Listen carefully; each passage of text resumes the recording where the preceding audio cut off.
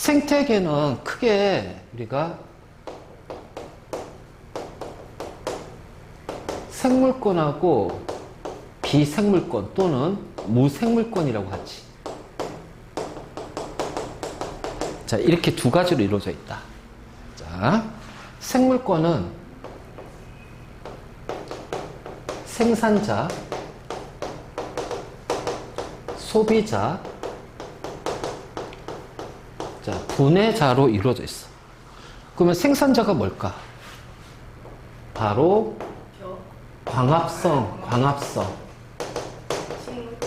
광합성하는 생명체로 크게 우리가 두 가지를 생각하면 돼. 식물, 녹색 식물, 그리고 조류. 자, 이때 조류는 새를 얘기하는 게 아니다. 그러니까 우리 다르게 표현하면 해조류 있지, 해조류. 그러니까 김, 이런 것들, 우뭇가사리, 미역, 다시마, 플랑크톤, 식물성 플랑크톤. 이런 것들을 우리가 이제 조류 또는 해조류라고 그래. 그래서 얘네들은 있잖아, 유기물을 외부에서 얻지 못해. 그래서 스스로 유기물을 만들어내. 그래서 남한테 의지를 하지 않는다. 굉장히 독립적이지. 그래서 뭐라고 하냐면은 독립영양이라고 그래. 독립영양. 그렇지? 자, 여기서 영양이라는 거는 쉽게 말해서 유기물을 이용하는 걸 얘기하는 거야. 유기물을 만들고 그것을 이용하는 과정을 통틀어서 우리가 영양이라고 그래. 영양. 그래서 생산자. 자, 소비자는 동물입니다. 동물. 그래서 동물로 얘네들은 외부에서 유기물을 얻어야 돼요. 그래서 그 유기물을 얻는 과정이 바로 뭐냐면 포식, 피식 관계가 성립이 되는 거야. 포식, 피식. 그래서 우리 그 있잖아. 1차 소비자. 초식동물이 생산자를 먹고, 그 다음에 육식동물이 초식동물 먹고, 또 육식동물 안에서 서로 먹고 먹히는 관계. 그래서 요 생산자와 소비자들이 묶여가지고 뭘 구성하냐면은 얘네들이 먹이사슬, 먹이 그물을 형성하는 것이 생산자와 소비자야. 그리고 우리가 생태 피라미드라고 하지. 그것이 바로 생산자, 소비자로 이루어진 거야. 알겠지? 자, 얘네들은 유기물, 양분이 되는 유기물, 생명체 구성 물질이 되는 유기물을 스스로 못 만들어요. 포식, 피식을 통해서 서로 먹고 먹히는 관계에 의해서 남한테 의존한단 말이야. 즉, 누군가의 종속이 돼 있다는 거야. 그래서 얘를 종속 영양이라고 얘기를 하는 거야. 자, 종속 영양. 자, 분해자는 미생물이다. 그래서 미생물로 얘네들은 생산자, 소비자, 동식물의 사체나 분뇨를 분해해요. 자, 그래서 유기물 얻지. 그러니까 얘네들도 종속 영양이 되는 거야. 종속 영양 생명. 자, 그래서 이렇게 되는데, 그냥 뭐 박테리아라든가 곰팡이라든가, 그리고 또 대표적으로 분해자에 해당하는 게 뭐가 있어? 그러니까 동식물이 아니면 분해자야. 동식물이 아니면 분해자라고 얘기해. 자, 그 중에 대표적인 게 뭐다? 버섯. 버섯도 분해자야. 알겠지? 그리고, 요 해조류 같은 경우는 얘는 광합성하지만은 식물은 아니야. 그러니까 식물이 되기 위해서는 어떤 체계가 있어야 된다는 거야. 뿌리, 줄기, 잎. 이런 식으로 해서 여러 가지 조직계, 기관으로 이루어져 있단 말이야. 근데 해조류는 그렇진 않거든. 그래서 해조류 같은 경우에는 이제 미생물 학자들은 분해자로 취급하기도 하고. 근데 조류가 이걸 분해해요? 그냥 떠가? 미생물로 포함시킨단 말이야. 그래서 미생물로 포함하는데 대신 얘네들은 광합성을 통해서 양분을 얻는다는 얘기지. 그러니까 미생물인데, 그래서 봐봐, 우리 그 최초 광합성 하는 게 뭐야? 남세균. 여기가 남세균이 여기에 해당이 된단 말이야. 남세균. 그러니까 미생물이지만 분해자는 역할을 하진 않는다는 얘기야. 분해자 역할을 하고 생산자 역할을 하는 것이 바로 해조류, 미생물인데. 바로 이제 그런 식으로 이제 표현하는 거지. 그 다음에 이제 비생물권은 우리가 다르게 표현 이제 무기 환경이라고 얘기를 해요. 무기 환경. 즉, 생물권이 살아가는데 필요한, 뭐냐면, 빛, 그다음 온도, 물, 공기, 토양. 자, 이러한 것들을 이제 우리가 비생물권이라고 얘기를 하지. 그래서 얘네들은 서로 상호 간에 서로 영향을 준단 말이야. 그래서 비생물권이 생물권한테 영향을 주기도 하고 생물권이 비생물권한테도 영향을 주기도 하지. 그럼 누가 주는 영향이 클까? 비생물권이 생물한테 미치는 영향이 커. 쉽게 말해서 우리 자연재 이런 것들. 그렇지? 그래서 자, 비생물이 생물한테 미치는 영향을 작용이라고 하고 생물권이 비생물한테 미치는 영향을 반작용이라고 그래. 반작용. 자, 그런데 생물권끼리도 서로 영향을 주고받는다는 얘기야. 생물권끼리도 서로 간에. 가장 대표적인 게 뭐야? 포식, 피식 아니야. 먹고 먹히는 관계. 자, 이거를 뭐라고 하냐면은 상호작용이라고 얘기를 한다. 상호작용. 그래서 이거를 구분을 좀 해줘야 돼. 구분을 좀 해줘야 된다. 알겠지? 그래서 구분을 해줘야 된다. 그러니까, 비가 와서 산사태가 일어났어. 그래서 그 산사태에 의해서 피해를 받았단 말이야. 뭐니? 작용입니다. 그치? 근데 사람이 산에 가서 나무를 베어서 민둥사를 만들고 비가 와서 산사태로 피해를 입었어.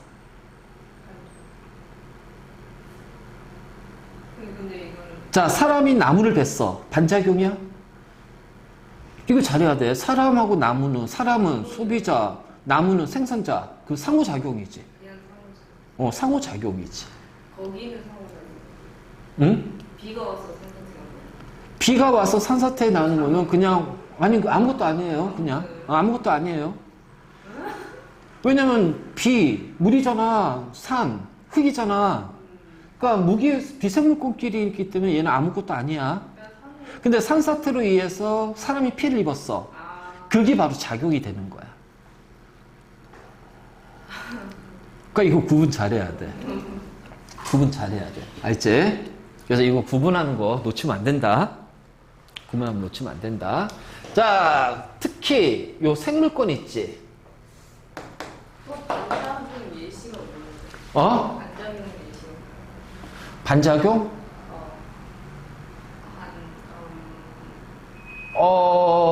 반작용. 사람이 생물한테 영향을 준다. 자, 그거지. 그러니까 생물권이 영향을 주는 게 그거잖아. 나무의 광합성으로 대기 중에 산소가 많아졌다. 산소의 농도를 유지한다. 그게 반작용이지. 나무의 광합성이니까. 그러니까 광합성이 반작용이야. 광합성에서 공기 중에 산소의 농도가 유지가 되는 거야. CO2를 줄이고. 그러니까 나무라는 생산자가 공기라는 비생물권에 영향을 주잖아. 나무를 생물로 안 본데. 그렇잖아. 그러니까 누가 누구에게 영향을 줬냐를 봐야지. 누가 누구에게. 좋든 나쁘든. 그렇지. 좋든 나쁘든. 누가 누구에게 영향을 줬냐. 자, 우리가 농사 짓기 전에 밭갈이 하잖아. 이게 뭐야? 반작용이지.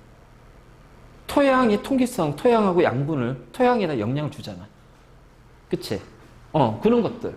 이런 것도 이제 반작용이 되는 거지. 그래서 이거 구분 잘해야 돼. 의외로 헷갈려. 자, 우리가 생물권을 봤을 때, 우리가 이제 각각의 종이 있잖아. 그 각각의 종의 하나의 생명체 각각을 뭐라고 하냐면 개체라고 한다. 개체. 알지? 그래서 하나의 생명체를 얘기할 거야.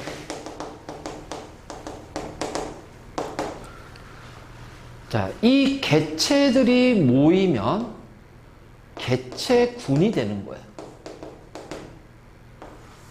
개체군. 그러니까 여기 이제 어떤 지역 도시에서 이 고양시 일산동이라고 있죠. 일산동. 자, 이 일산동에서 자, 우리 사람 호모사피엔스 종이라는 사람들의 모임 집합들이 있겠지. 너나 나나 각각 개체야. 근데 이렇게 사람들이 모여 있으면 그 사람의 개체군이라고 그래. 자, 강아지, 개들이 있어. 개들 각각을 개체라고 하면 개들의 모임을 개들을 모아놓으면 그거를 강아지, 개들의 개체군이라고.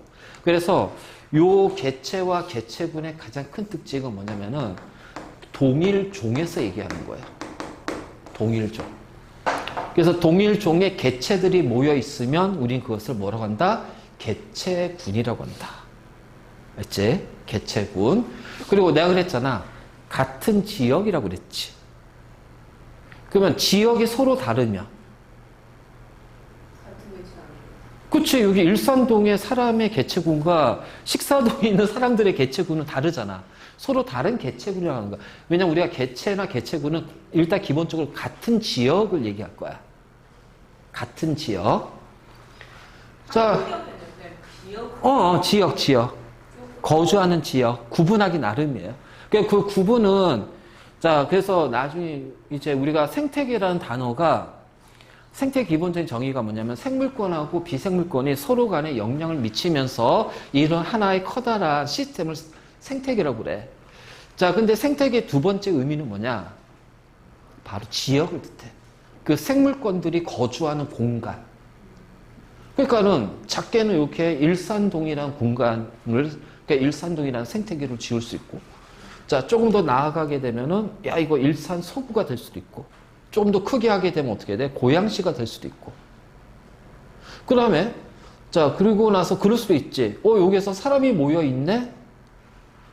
거주하는 공간의 생태계가 될 수도 있고. 왜냐면 그 안에도 동물들도 있고 식물들도 있잖아. 자, 여기 공원 있네? 그럼 공원 생태계가 되는 거고. 하천이 있네? 하천 생태계가 되는 거고. 산이 있네? 산림 생태계가 되는 거고. 그러니까 일종의 어떤 거주하는 공간 개념이야. 그래서 생태계는 공간의 개념이기 때문에 좁은 공간을 한정져서 표현할 수도 있고 공간을 넓힐 수도 있는 거야. 그래서 넓혀서 야, 이거 고양시 생태계가 될 수도 있고 경기도 생태가 될 수도 있고, 자, 그 다음에 한반도 생태가 될 수도 있고, 동해 생태계, 남해 생태계, 그리고 우리 다 이게 표현할 수도 있는 거야. 그리고 나서 결국 지구 생태계, 그리고 우주 생태계. 우주 생태계는 없잖아. 우주에서 아직 발견된 지구 말고 발견된 생명체 없잖아. 그냥 지구 생태계 지구까지예요, 지구까지. 만약 외계인이 발견된다면 이제 우주 생태계까지 확대되겠지, 범위가. 생물권의 거주 공간. 생물권의 거주 공간이 생태계야, 쉽게 말해서. 응? 뭐가? 큰일 났어, 우리. 야, 우리 보이죠? 그죠? 일단은 세는데 보이죠, 실험. 그치? 바이킹 실험. 근데 흔적은 발견됐지, 얼마 전에. 그러니까 이제 생명 활동하게 되면 거기서 발생하는 여러 가지 물질들이 있잖아. 그 물질들이 흔적을 이번에 화성에서 발견했다는 거야. 그래서 옛날에 화성에는 생명체가 있을 가능성이 높다. 그래서 아직 연구 중이거든. 그리고 이제 타이탄이나 유로파 이런 데 목성이나 토성 위성에 그 물이 있거든. 바다가 있거든. 그럼 그 안에도 생명체가 존재할 가능성이 있다. 그래서 거기 탐사 위성 이제 보낼 계획하고 있잖아. 그리고 이제 금성도 지금 굉장히 뜨겁지만 초창기에는 지구처럼 온화한 물과 육지가 있고, 그래서 금성도 옛날에는 그래서 옛날에는 금성에도 생명체가 있을 가능성이 있다. 그래서 근데 금성 탐사 위성 보내긴 했는데 도착하자마자 다 녹잖아. 뜨거워서. 그래서 어쨌든 간에 그냥 가능성이지 아직은 확인된 바 없어. 근데 나는 100% 외계인이 있을 거라고 생각해. 외계 생명체가 있을 거라는 거지. 외계인이 아니라 외계 생명체. 그 생명체의 형태가 우리 사람처럼 어떤 지능을 가지고 있는, 고도화된 지능을 가지고 있는 생명체냐, 단순하게 미생물 같은 이런 생명체냐, 형태가 다를 뿐이지 분명히 우주 어딘가에는 생명체는 존재할 거다. 당연하지. 우주에 지구밖에 있는 게 아니잖아. 지구와 같은 환경이라든가 환경이 달라도 생명체는 얼마든지 존재할 수 있습니다. 알겠지? 근데요, 외계 생명체랑 외계 인은 다르죠. 인은 지능 인이란 건 지능을 사람 인자니까. 그러니까 우리 사람처럼 지적 생명체를 얘기하는 게 외계인이고, 그러니까 우리는 지적 생명체를 이제 옛날부터 무서워했잖아. 그치? 지적 생명체. 그러니까 지적 생명체는 모르고, 어딘가 분명히 생명체는 있을 거란 얘기야. 난 100% 믿어. 과학 선생님이니까 그거 약간 일리 있는 거 100%난 믿어. 그게 가장 강력한 증거가 뭐야? 지구야, 우리야, 우리. 그죠? 지구에 생명체 있잖아, 우리. 지구 생명체 있잖아. 그 어딘가에도 지구와 똑같은 생명체가 있을 거란 얘기야. 굳이 은하계에 있다고 생각 안 해도 어딘간 있겠지. 시간에 있겠죠. 어딘간 있겠지. 가장 가까운 별이 프록시마 센타우리잖아. 거기서 배경을 한 것이 그거 아니야. 저기 나비족 나오는 영화. 아바타요? 아바타가 거기 프록시마 센타우리 배경을 한 거야. 거기였어요? 지구에서, 우리 태양계에서 제일 가까운 태양. 이 거기거든. 거기 배경을 한 거야. 프록시마 센타우리. 사람이 아마 영화 삼체도 거기 배경일걸? 삼체도. 드라마? 소설. 자, 어쨌든 간에 개체군은 동일종 얘기하고, 그래서 여러 가지 개체군들이 모인 것을 우리는 군집이라고 한다. 군집. 맞지? 그래서 군집이고, 자, 그랬을 때 이 군집들이 모이면은 얘가 하나의 생태계가 된다는 거예요. 그러니까 생태계 구성은 개체군, 군집. 그러면, 그리고 군집들 집합이 이제 생태계인데, 개체와 개체군은 동일종. 자, 그 다음에 군집은 여러 종의 개체군. 집합이야. 그리고 그 군집들이 모여 있으면은 그것이 하나의 생태계가 되는 거지. 거주 공간들. 자, 이것이 바로 이제 이렇게 되는 거죠. 그렇게 어려운 건 없어. 그치? 그래서, 자, 우리가 생산자, 소비자, 상호관계제, 비생물적 요인, 비생물권. 그러면 이제 여기 보면, 자, 비생물적 요인, 비생물권, 생물적 요인, 생물권. 자, 작용, 반작용, 상호작용. 맞지? 근데, 여기에서 하나, 자, 보면, 일단, 뭐 작용이야. 비생물권이 생물에서 영향을 주는 거죠. 비옥한 토양에서 식물이 잘 자라요. 빛의 색에 따라서 잎의 두께가 달라져요. 광합성해야 되니까. 온도에 따라서 우리 몸에, 자, 사막여우, 북극여우 다르잖아. 바로 이런 차이점들. 근데 이제 반작용이 뭐냐? 생물이 비생물한테 영향을 주는 거야.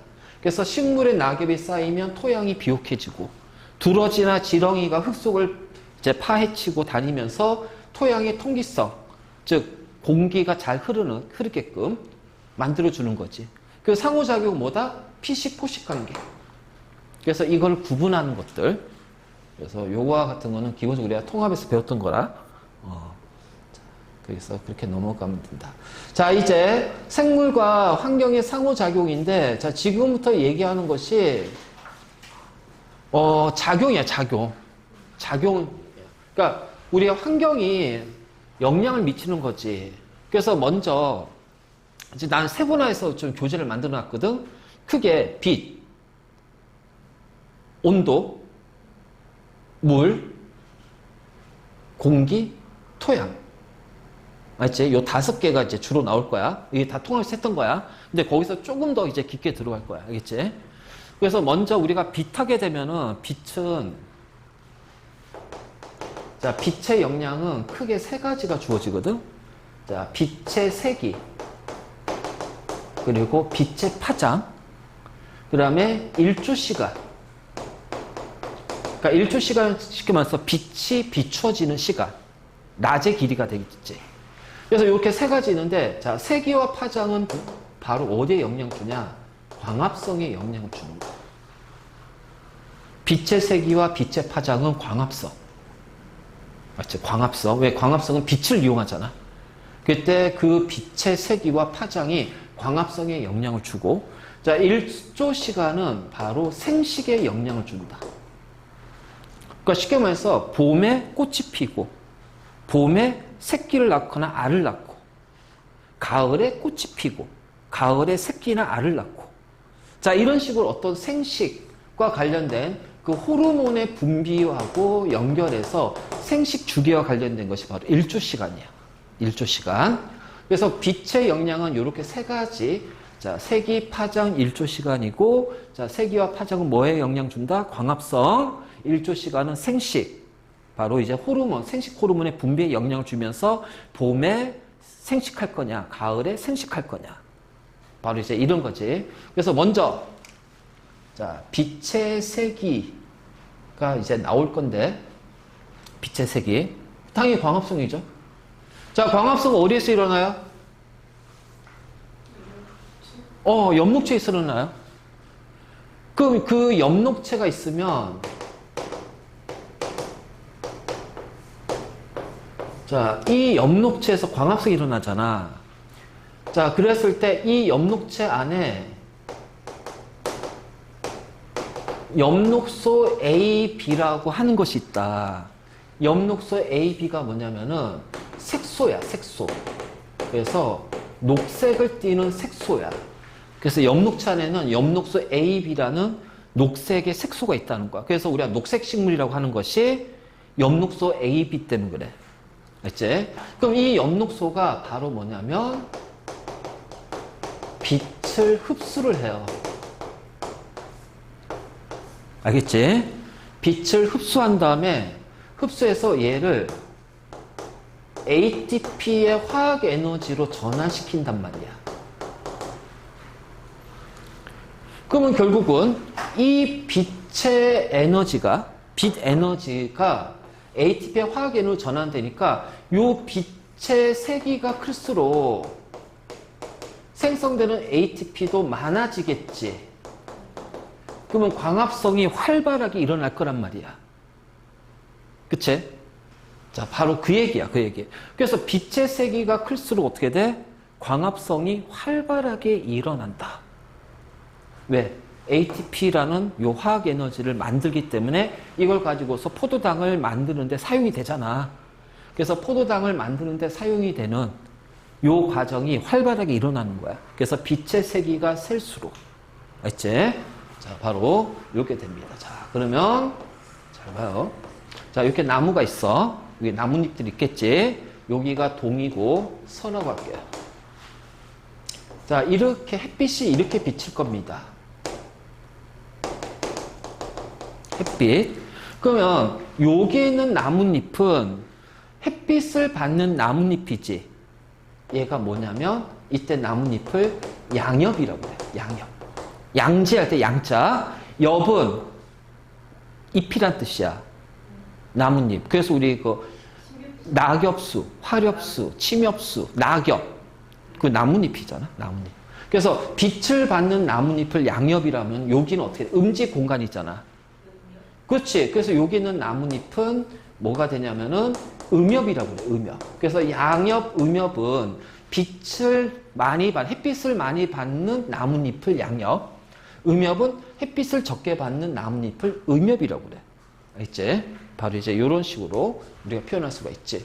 그러니까 자, 이게 햇빛을 많이 받고 적게 받아. 근데 우리가 광합성을 하는 이유가 뭐지? 식물이 우리가 하는 게 아니지. 우리가 아니라 식물이 광합성하는 이유는 포도당이라는 유기물을 만들어서 이 포도당을 가지고서 식물의 활동에 필요한 세포하는 데 사용이 되고, 자, 식물의 여러 가지 그 세포를 만드는 데 사용되고, 셀룰로스라든가, 그치? 이런 데 사용이 되고, 식물 세포 만드는 데 사용이 되고, 그리고 나서 녹말의 형태로 저장이 되고, 일부는 그 저장된 녹말이 이제 지방으로 바뀌기도 하고, 그래서 콩이나 들깨 이런 데는 지방, 기름이 성분이 있잖아. 자, 단백질로도 바뀌기도 하고, 그 지방 교대, 단백질 교대 이렇게 표현할 거예요. 그러니까 이런 식으로 해서 필요하거든. 그러니까 당연히 광합성은 식물의 생명 활동에 굉장히 중요한 작용이란 말이야. 그치? 그래서 이 광합성이 나뭇잎에서 일어나면은, 나뭇잎 일어나는데, 자, 이 나뭇잎마다 그 안에 들어있는 엽록체 수는 정해져 있습니다. 그리고 그 엽록체 한 개가 흡수할 수 있는 빛의 양도 정해져 있죠. 그치? 그래서 여기 다 지워되지? 이렇게 생각하면 돼. 자, 빛의 세기가 세면은, 자, 우리가 나뭇잎을 옆으로 봤을 때, 여기가 이제 표피가 있고, 여기가 앞이고요. 자, 요렇게 빛을 받을 거예요. 그러면 빛이 이렇게 앞쪽으로 비치니까 광합성하는 요 엽록체들이 요렇게 몰려 있어야 되겠지. 그러면 이 엽록체 하나가 흡수하는 빛의 양은 정해져 있다고 그랬어. 그치? 그러면은 얘가 광합성을 다 했어. 최대한 다 엽록체들이 다 이 엽록체는 이제 광합성을 100% 다 해. 근데 빛이 세. 그래서 빛이 여기서 흡수되고 나서 또 통과돼. 그러면 그 밑에 또 어떻게 돼? 엽록체들이 이렇게 쌓여 있어야 되겠지. 그래서 요 엽록체가 또 광합성을 해. 100% 해. 또 어떻게 돼? 빛이 통과돼. 빛이 세면은. 그러면 어떻게 돼? 이런 식으로 계속 엽록체들이 층층이 울타리처럼 만든단 말이야. 그래서 여기를 뭐라고 하냐? 울타리 조직이라고 그래. 울타리 조직. 그리고 나서 자, 이 빛의 세기가 이제 여기까지 거의 다 광합성해요. 그리고 아주 약하게 빛이 이제 나오니까 여기는 이제 어떻게 돼? 엽록체들이 많을 수가 없겠지.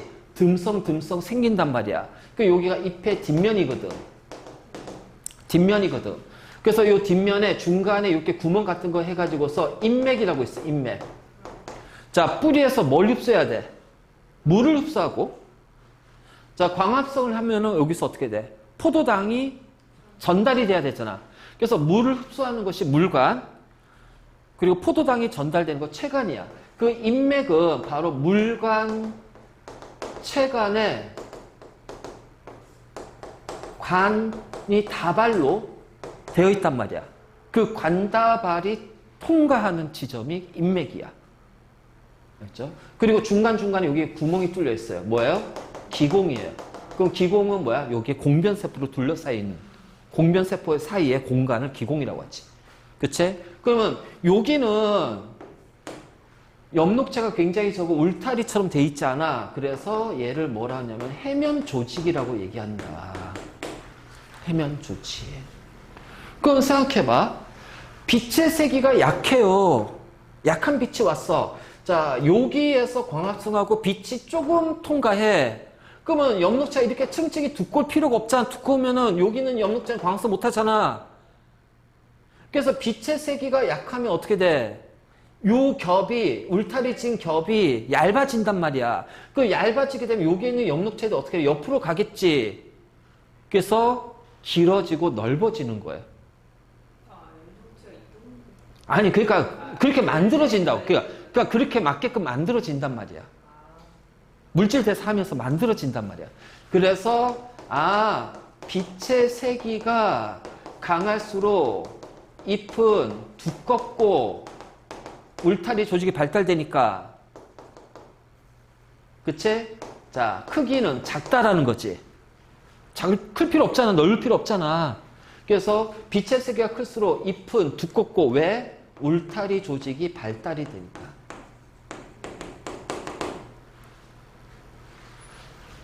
그래서 빛의 세기에 따른 잎의 단면 구조야. 자, 이것부터 먼저 하는 이유가 요거를 설명하기 위해서 먼저 이걸 먼저 할 거야.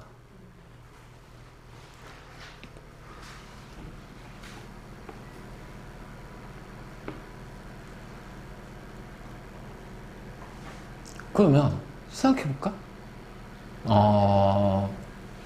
엽록체마다 얘가 최대한 할 수 있는 광합성 양이 정해져 있잖아. 그치? 광합성 양이 정해져 있잖아. 그러면 빛의 세기를 늘리게 되면 그 처음에는 가해진 빛을 다 흡수할 거야. 광합성. 그래서 빛의 세기가 커질수록 광합성은 점점점 증가할 겁니다. 근데 그 나뭇잎에는 엽록체 수가 정해져 있죠? 그러면 요 나뭇잎에서 최대한 흡수할 수 있는 전체 빛의 세기도 어떻게 돼요? 정해져 있다는 얘기예요. 최대값이 정해져 있지. 왜 여기는 엽록체들 100% 풀로 광합성 한다고 생각해봐. 그럼 거기서 빛을 더 더 세게 넣어봤자 이미 100%풀 가동하니까 더 이상 늘어나지 않는다면 광합성은. 그치?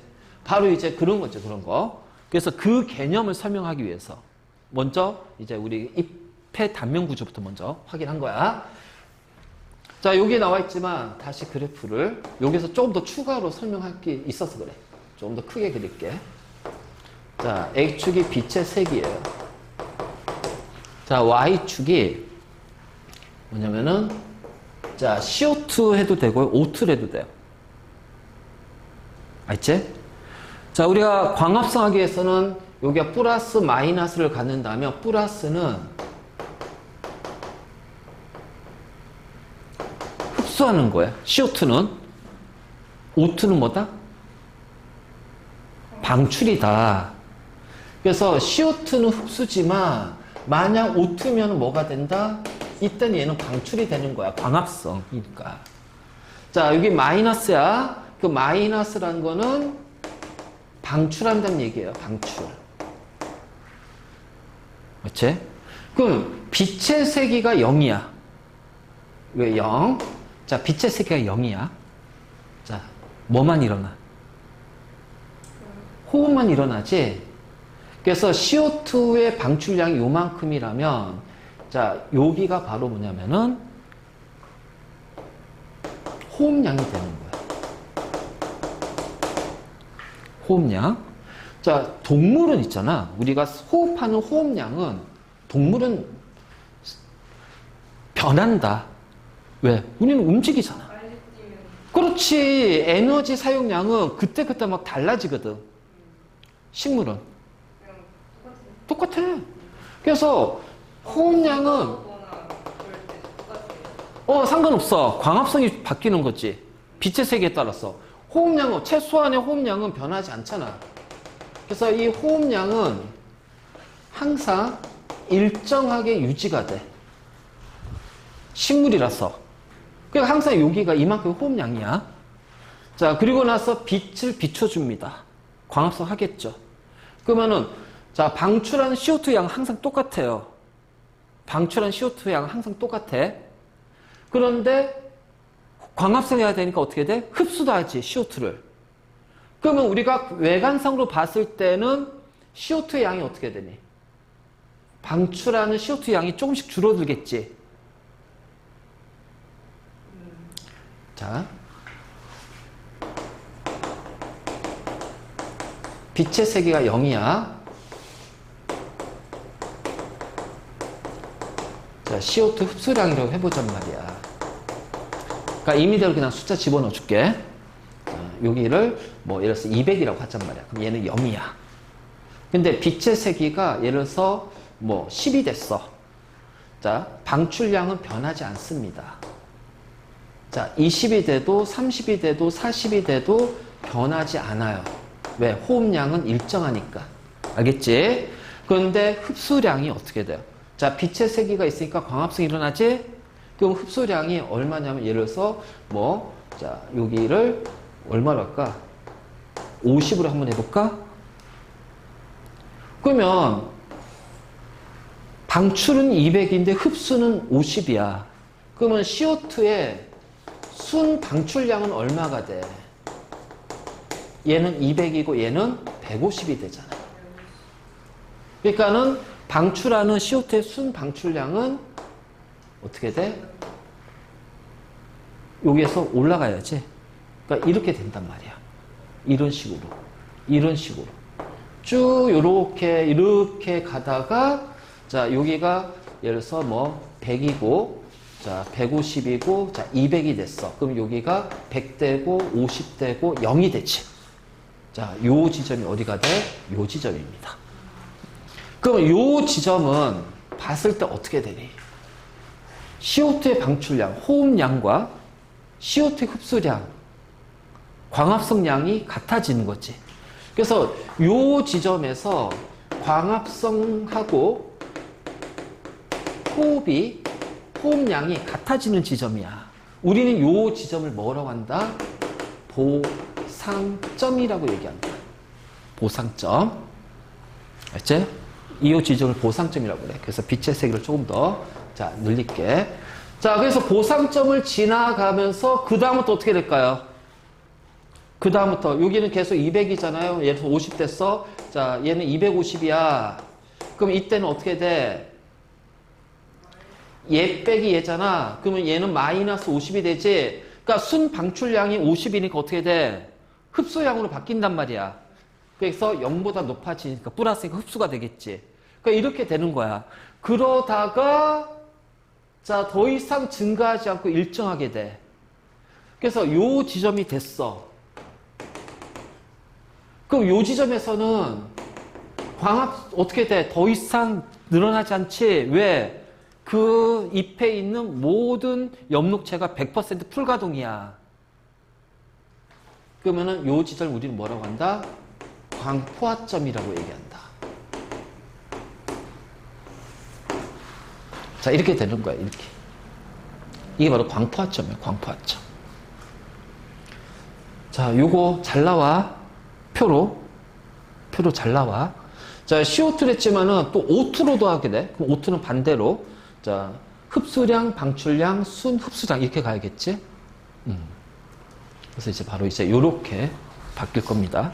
자, 그러면 이제 지금부터 뭘 얘기할 거냐면, 자, 여기를 선 하나 쫙 그을게요. A고요. B가 됩니다. 자, 일단 밑에 거 먼저 요거 좀 적어 놓고.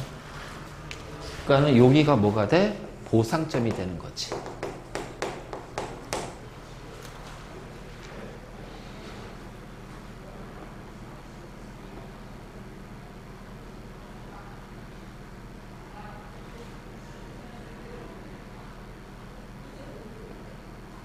근데 흡수량은 일정하게 증가해요.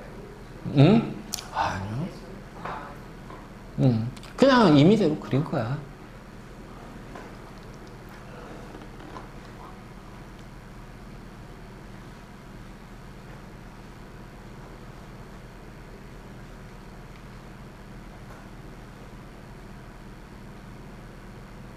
자, 보상점에서는 기체 출입이 있다, 없다? 있다. 이것도 평형 개념이잖아, 평형 개념. 이것도 평형 개념이잖아. 그치?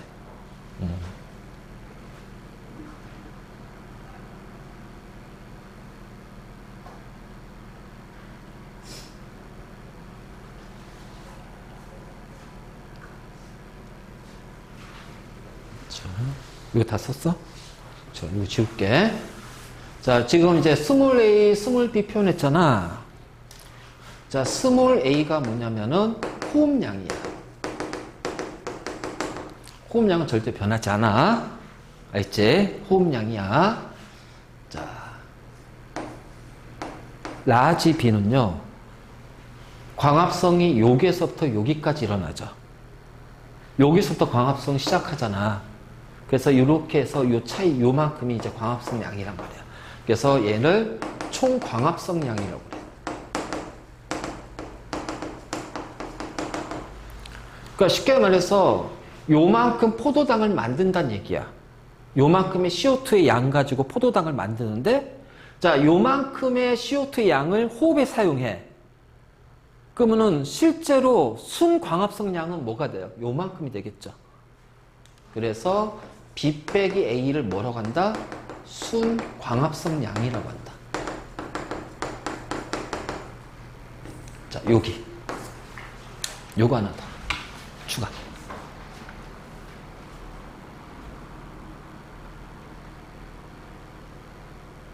A는요. 그 Y축에서 0에서 시작한 부분부터 0. 그렇지. 방출한 거. 0에서부터 방출한 양이니까. 얘는 빛의 세 0일 때 A만큼을 방출하잖아. 그게 바로 호흡량이야.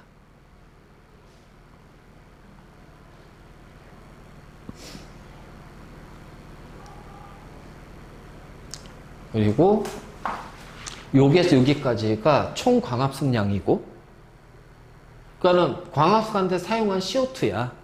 CO2 양이고, 근데 호흡하는 데는 A만큼 썼잖아. 자, 광합성 하는데 B만 거 썼잖아. 그럼 남는 게 얼마야? B 빼기 A가 남잖아. B 빼기 A가 실제 순수하게 광합성 양이 되는 거야. 순광합성 양. 그치? 그래서 이렇게 되고, 자, 여기다 그래프 하나 그릴 거야. 자, 요렇게 됐습니다. 그러면은 얘하고 얘 차이는 뭐죠? 자, 일단 광포화점이 차이가 나죠. 왜? 얘는 빛을 더 많이 이용하고 얘는 빛을 적게 이용해. 그래서 얘가 뭐냐면은 양지식물이에요. 그럼 얘는 뭐가 된다? 음지식물이 된다.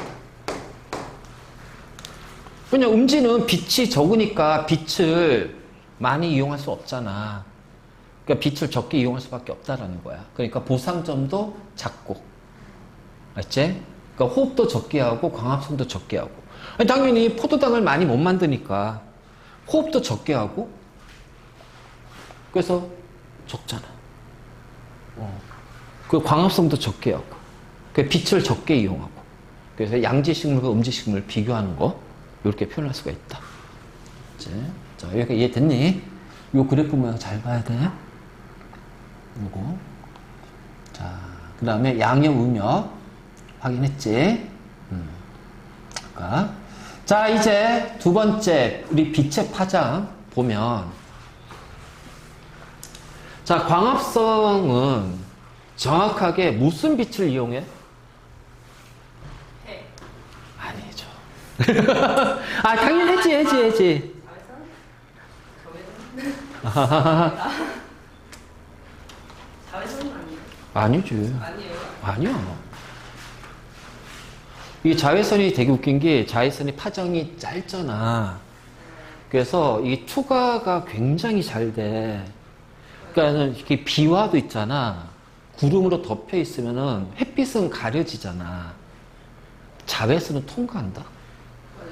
그게 피부에 안 좋다고. 그래서 그 밖에 안 나가도 집 안에 있어도 자외선이 집 안으로 들어와요. 에?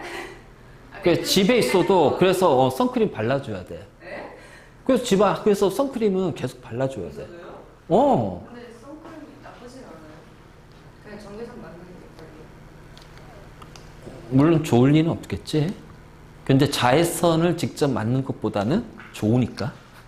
피해가 적으니까. 자외선에 의한 피해가 훨씬 더 크니까. 그래서 선크림을 받는 거야, 선블록. 자, 엽록소 AB는 빛을 흡수한다고 그랬잖아. 자, 무슨 빛을 흡수할까? 가시광선의 빛을 흡수합니다. 너무 많이 들어갔어. 그래서 가시광선의 빛을 가지고서 광합성을 해요. 그래서 빨주, 노초, 파남보, 자, 모두 다 이용해. 그런데 그 중에서도 특히 적색광과 청색광에서 활발하게 일어난다.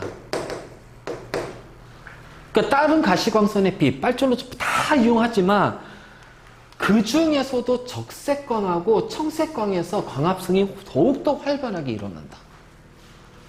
활발하게 일어난다. 이걸 우리가 어떻게 확인하면은 요 어두운 암실통에다가 자, 여기에 핵함이라는 조류를 넣어줘. 광합성하는 조류.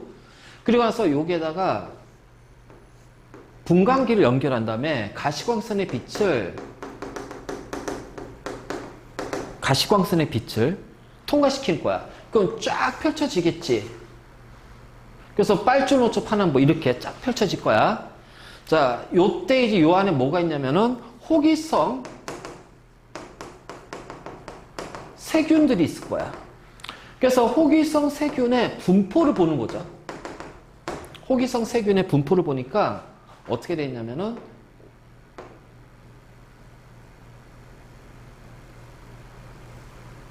이렇게 돼 있더라는 거야. 호기성 세균이. 요렇게. 그러니까 여기가 되게 많아. 호기성이라는 거 뭐야? 산소를 이용하는 거예요. 산소를. 그럼 여기하고 여기에서 산소가 많이 발생이 됐다는 얘기야. 광합성이 활발했다는 얘기야.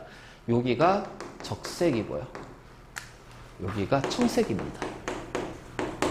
그래서 핵함을 통한 실험으로 적색광과 청색광에서 광합성이 활발해진다. 그 나머지 일어나지 않아? 아니, 호기성 세균이 존재하잖아. 그러니까 일어나지만 그 중에서도 적색광과 청색광에서 활발하게 일어난다. 라는 걸, 요 실험, 요게 핵함 실험이지, 핵함 실험. 자, 이런 게 있어. 그래서 요거는 이제 예전에 나왔었는데 지금은 거의 이제 사라졌으니까 그냥 적색광과 청색광에서 더 잘 일어났다. 자, 그리고 나서, 자, 요렇게 갈수록 어떻게 돼? 파장이 짧아진다. 자, 파장이 짧아진다는 얘기는 그만큼 진동을 많이 한다. 자, 진동을 많이 하기 때문에 이 파동 에너지가 크고요. 이 파동 에너지는 운동 에너지로 전환이 되기 때문에 자, 얘네들이 어떤 물질을 통과했을 때 자, 투과율이 높다라는 거예요. 그러니까 물질이 이제 빛이 예를 들어서 어떤 물질, 예를 들어서 물을 통과할 거야. 그 물을 통과하면 물에 이제 공기에서 물로 가게 되면 밀도가 달라지잖아. 그럼 이제 이게 얘네들이 가는 속도가 이제 이 물의 밀도에 막혀가지고 어떻게 돼? 밀도 높은 데 가면 얘네들은 그 속도가 느려진단 말이야. 그 속도가 느려지기 때문에 운동 에너지가 큰 놈이 어떻게 돼요? 그나마 속도가 줄어드는 게 길어지겠지. 시간이 길어지겠지. 그러니까 더 깊게 더 깊게 투과가 되는 거지. 맞지? 그래서 여기가 바다야. 해수면이야. 해수면. 햇빛이 들어올 거예요. 자, 적색광은 수심 20m까지. 자, 그 다음에 여기 황색광은 수심 40m까지. 그리고 청색광이 대략 한 수심 60m까지. 알지? 그래서 여기까지가 적색광이 투과되는 영역이고요. 여기까지가 황색광이 투과되는 영역이고요. 여기까지 청색광이 투과되는 영역이에요. 자, 보니까 적색광이 투과되는 영역을 보니까 녹조류가 존재하는 거야. 팔에. 알죠? 그럼 황색광이 투과되는 곳까지 갈조류가 분포되더라. 다시마. 다시마, 미역. 갈색이야, 갈색. 다시마, 미역이 여기가 되고요. 자, 청색광이 도달한 곳까지가 홍조류가 살더라는 거지. 우리 해조류, 홍조류. 자, 뭐야? 김. 김이 붉은색이야. 김 붉은색이야, 김. 김 붉은색이야. 김 붉은색이야. 김, 우뭇가사리 이런 것들. 붉은색이야, 김. 김 붉은색이야. 그래서 진짜로 김만 있으면 붉은색이에요. 근데 거기에다가 다른 거 섞죠. 파래를 섞으면 김과 파래 섞어서 갈아가지고 섞으면 파래김 되잖아. 그냥 김 빨간색? 응? 김은 빨간색이야. 근데 거기 이제 뭐 다시 뭐 다른 것들 같이 갈아가지고 넣는 거지. 섞어서 만드는 거지. 만든 거야. 그래로 말리는 거 아니야. 그래서 약간 구멍이 뽕뽕 났어. 그래서 갈아가지고 이제 넓게 펴서 말리는 거니까 구멍이 생기는 거지. 자, 그래서 요렇게 그건데, 그래서 요거 할 때 잘 봐. 앞글자 맞다. 녹갈홍. 녹가루. 녹갈홍. 요렇게. 그러니까 이건 왜 그러냐면 이게 다 보색 관계야, 보색 관계. 자, 적색광, 황색광, 청색광. 바로, 자, 요런 식으로. 근데 잘 봐라. 그러면 녹조류는 청색광이 있는 데까지만 살잖아요. 그러면 갈조류는요? 황색광만 이용할까? 아니지, 적색광도 이용하지. 그럼 홍조류는 다 이용하지? 그치, 다 이용하니까 여기에 다 분포하지? 그치? 이런 어떤 표현적인 것들 좀 조심해야 된다. 표현적인 것들. 알지? 자, 그래서 이게 파장인데, 시간 좀 애매하네? 그래서 문제로 좀 문제 확인하면서 가자.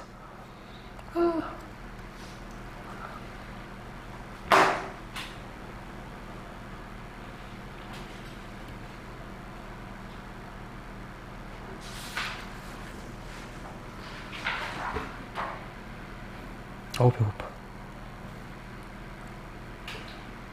된장찌개 드실 거 어? 아 오늘 된장찌개 안 먹어. 혹시 몰랐어. 오늘은 저기 볶음밥하고 육개장 먹을 거야. 오. 국이요? 라면이요? 국. 오. 라면 안 먹어. 속 안 좋을 때. 육개장 어? 육개장 잠깐만. 잠깐 문제 어디 갔어? 왜 안 나타나?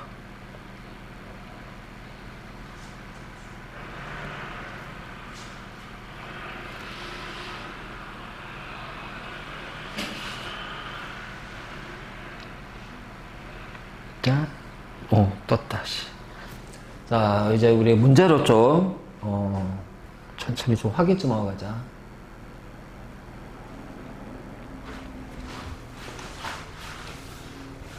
그다음 이건 간단하지. 개체군, 군집. 그치? 그래서 개체와 개체군은 같은 종을 얘기할 거야. 얘는 여러 종. 그래서 나는 같은 종의 생물, 일정한 지역, 같은 지역의 같은 종의 생물. 그치? 자, 그러니까 기억은 틀렸고. 개체분을 약간 나무도 약간 개체. 개체지. 생산자니까. 나무랑 사슴이 있어도 개체분. 개체군이지. 그래서 이게 자꾸 생각해야 돼. 왜냐면 우리가 보통 생물하게 되면 막 움직이는 거, 막 이런 것만 생각하잖아. 다 개체. 그치. 그리고 군집은 여러 종의 생물로 이루어져 있다. 그러니까 니은 디귿이 답이 되겠지. 그치. 별건 없습니다. 그래서, 자.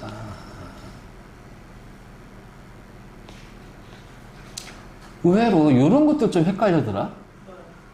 요거. 자, 내가 아까 독립 영양, 종속 영양 막 얘기했잖아.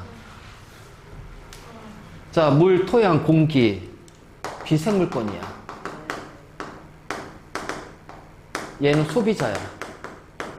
조류, 소나무, 민들레. 얘는 생산자가 되지. 자, 얘는 분해자가 되지. 그래서 기억보기 맞아. 자, 나는 독립 영양이야? 다가 독립 영양이지. 생산자. 그래서 다는 생산자잖아.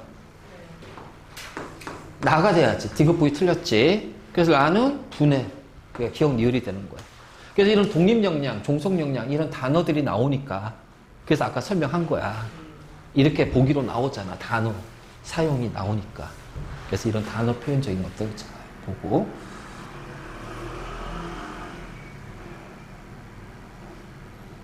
자, 그 다음에 8번 보면 가가 뭐야? 가가? 나도 그거 이제 작용 반작용이죠. 작용, 이때 반작용. 자, 얘네들의 상호작용. 자, 그러면은 기억은 뭡니까? 생산자, 소비자, 분해자가 다 있잖아요. 군집이죠. 그치? 그러니까 개체군이 아니지. 개체군은 여기서 또 갈리잖아. 생산자에도 여러 가지 개체군들이 있고 각각의 군집.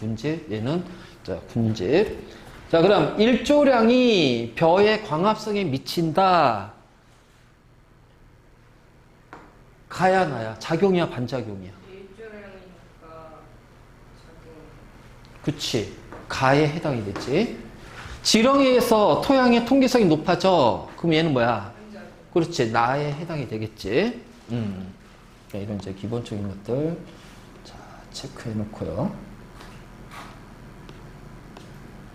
그러니까 계속 이제 이런 거잖아. 계속 구분하는 문제 나오잖아. 그치? 계속 이거 계속 나와, 이거. 이거 되게 많이 나오자. 그 다음에, 자, 이것도 뭐야. 가는 양엽이고 나는 음엽이네. 그치? 그래서 기억 맞고. 자, 그러면은 왜, 두개 저거 붙어 있는 거예요? 응? 붙어 있는 거예요? 뭐가? 능력이요? 아니지, 따로따로 가나. 분리시켰잖아. 비교하는 거잖아, 가와 나를. 자, 간은, 양엽은 울타리 조직이 두껍게 발달하잖아. 자, 빛을 많이 받는 나무의 윗부분 양엽이니까 가가 돼야지.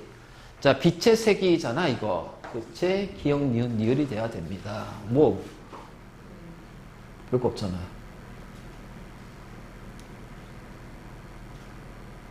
자, 그 다음에 17번 같은 경우. 자, 이게 식물 A가 뭐야? 양지. 얘는 음지. 왜? 광포화점이. 빛을 더 많이 이용하고 광합성 더 많이 하지? 그러면은, 자, 어디에 해당이 될까? 얘가 A에 해당하고 얘가 B에 해당할 겁니다. 그치? 그래서 A의 잎은 D고요. B의 잎은, 자, C가 돼야죠. 그래서 기억 맞고 니은 틀리고요. 자, A는 B에 대해서 보상점, 그리고 광포화점이 모두 다 높다. 기억 디귿. 당연한 거. 그치? 리을은요? 응? 리을 맞잖아. 자, 리을도 있구나. D는 C에 비해서 울타리 맞지? 당연한 얘기. 그래, 파장이 나온다. 그치?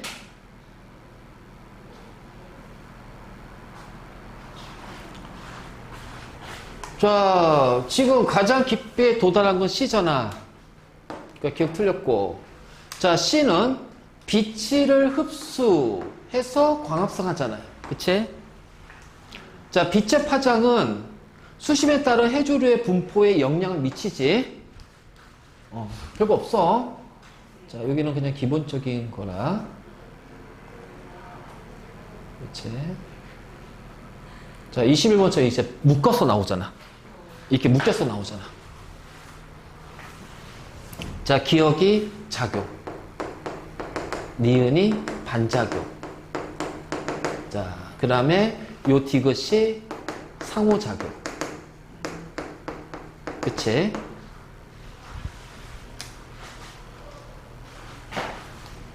자, 그러면 개체군 A는 개체군이야.